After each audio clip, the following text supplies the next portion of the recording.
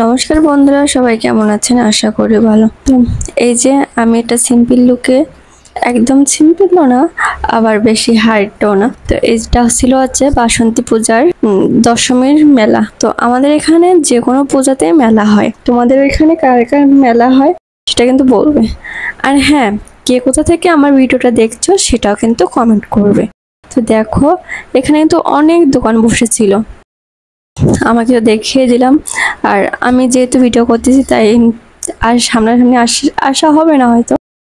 দেখো, আমার কিন্তু চাটনি খেতে অনেক পছন্দ, তাই আমি সোজাই প্রথমে চাটনির দোকানে চলে গেলাম আর নিয়ে নিলাম চাটনি। তো দেখো, আমি কাকুকে বললাম চাটনি দিতে, আর কাকু চাটনি দিচ্ছে। তোমরা কে কে চাটনি খেতে পছন্দ করো আমাকে কিন্তু কমেন্ট করো।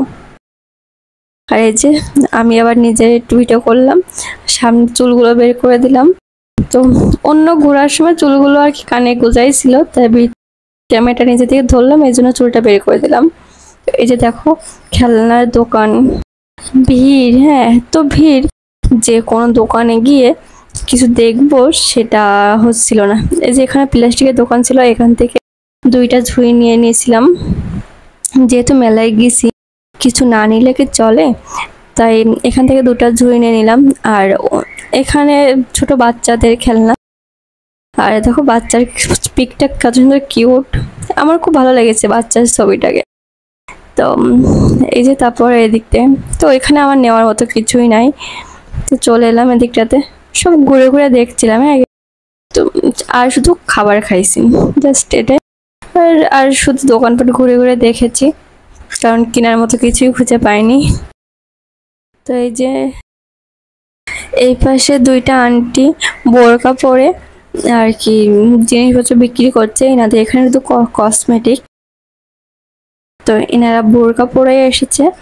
আর তো আমরা জিনিসটা দেখে চলে এলাম। তো এই পাশে এসে দেখি মাটির তৈরি জিনিসপত্র। তো এগুলো দেখে আমার খুবই ভালো লেগেছিল, কারণ এগুলো এখন আর খুব একটা দেখাই যায় না। তো এখানে এই যে ছিল হাঁড়ি পাতিল, যা নেবে 100 টাকা। তো শুধু দেখছিলাম, হ্যাঁ, জিনিসপত্র। আর এই 100 টাকা জিনিসগুলো খুব হালকা হয়। তো এদের তার পাশে মাটির তৈরি দোকান।